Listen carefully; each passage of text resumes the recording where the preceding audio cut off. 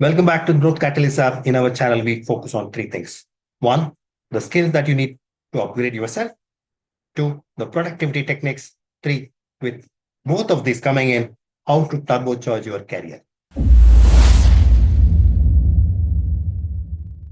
In this episode, we are going to look at the one skill, the single most important skill which differentiates great performers, most successful people, billionaires from the rest. What is that skill?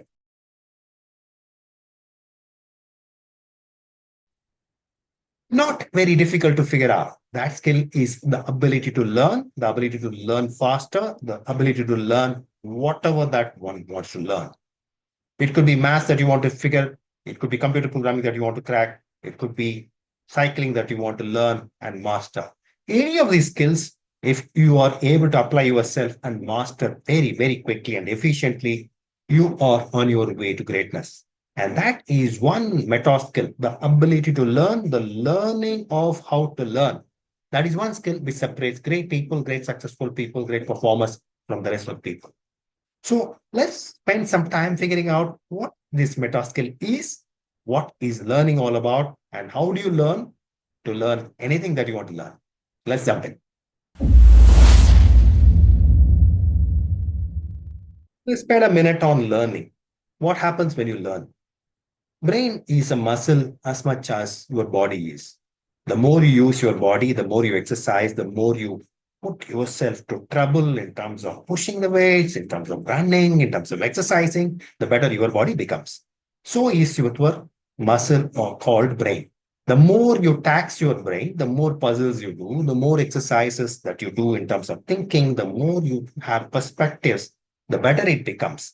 It is a muscle. The more you put that muscle to use, the more you extract out of work out of that muscle becomes better and better and better. That's point number one on how to think about your brain. Point number two is what is called as neuroplasticity. The more you think, the more sharper you want to become, the more exercises that you give to yourself in terms of thinking, the more neurons the brain makes, the more connections the brain makes, and the connections become stronger. This is called neuroplasticity, which helps you to think even better. So, more you think, the more sharper you become, the more exercises that you give to your brain, it becomes better and better and better. The third thing that you need to think about, understand when it comes to learning is how the learning happens. When you learn something new, for example, when children learn something new, they are enjoying it, and all of us enjoy as children. And truly, when we learn something new, even now, we still enjoy it. It's just that we don't recognize that enjoyment. There is a dopamine which gets released when you truly learn something, and then learning gives you joy. That is why children are so curious. That is why all of us have been so curious all our life. Somewhere along the way, we have lost that curiosity. Somewhere along the way, we have lost the joy of learning. That joy of learning is still there. That curiosity is still there. That dopamine release still happens when you learn something new. However, the dopamine release comes down when the pace of learning comes down. As children, everything is new for us. Every day is an interesting day. Every day brings new learnings. The newness of the learnings goes down. The rate at which you learn new things goes down as you become older and older and older. And that is something that we need to watch out for. So, what are the things that you need to do to learn? Let's jump in. There are four stages of learning.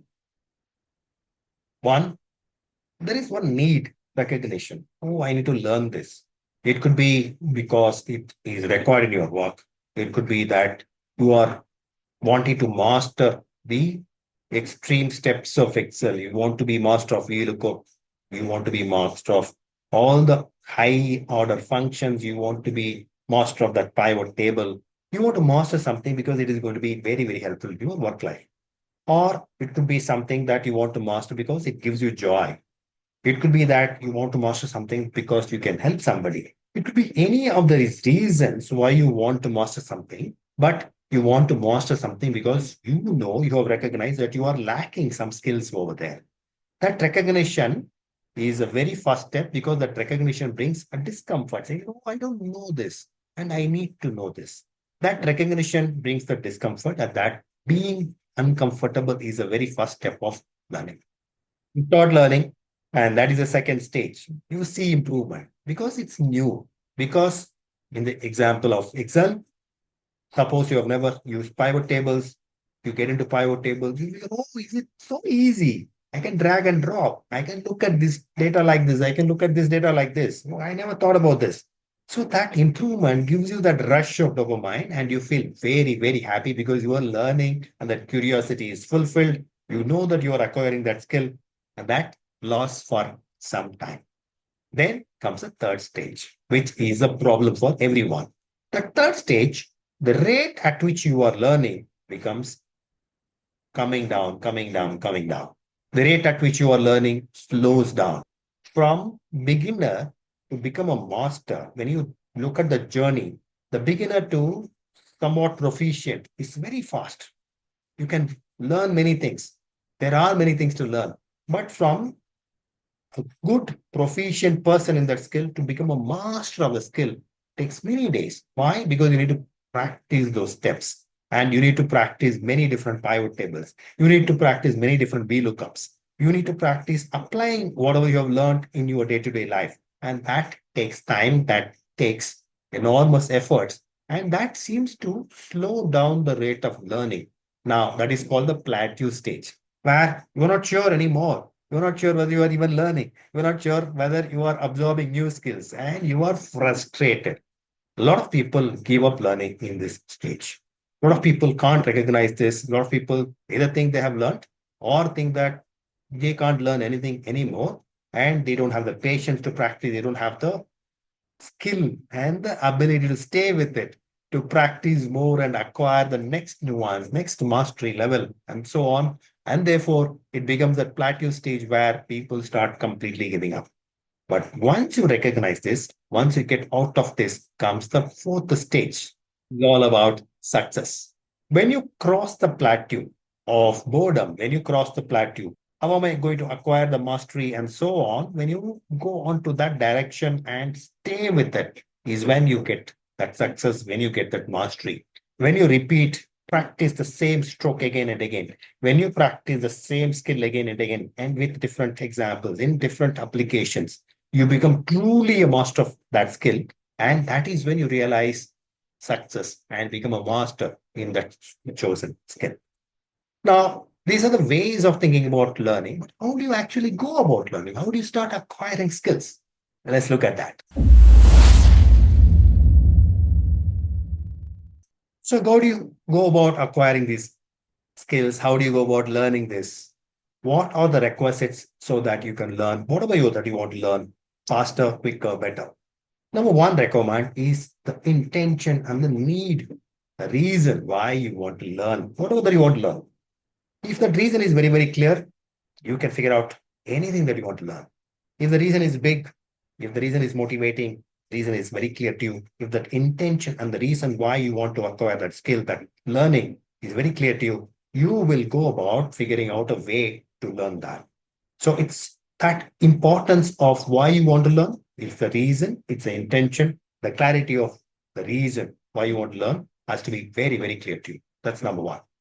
Number two is how you go about acquiring this. What is the methodology that you're going to adopt? The simplest of the methodologies is the Pareto Principle. Start with the 80-20.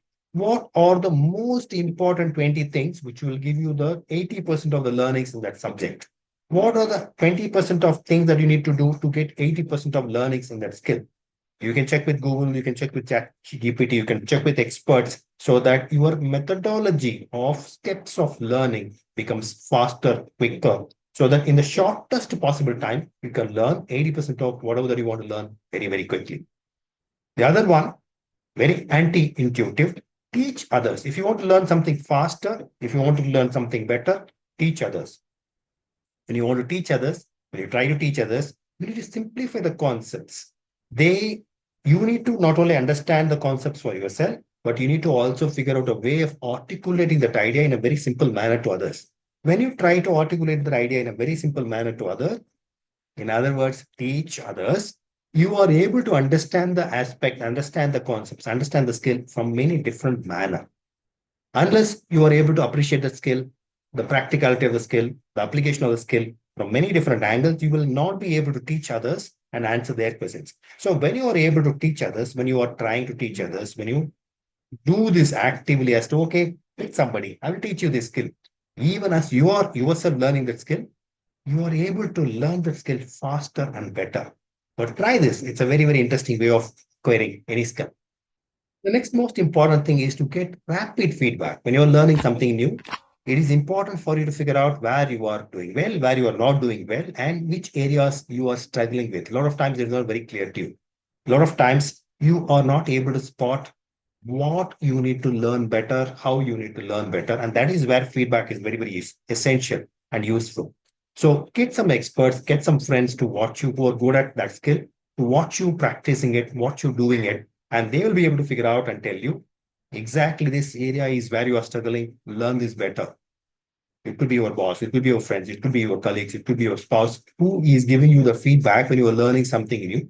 And that feedback has to come very, very early, very, very fast, which would help you to learn that skill in the right manner without struggling there. A lot of times, because we don't even know that we are struggling, or even worse, we don't even know that we are doing it wrongly.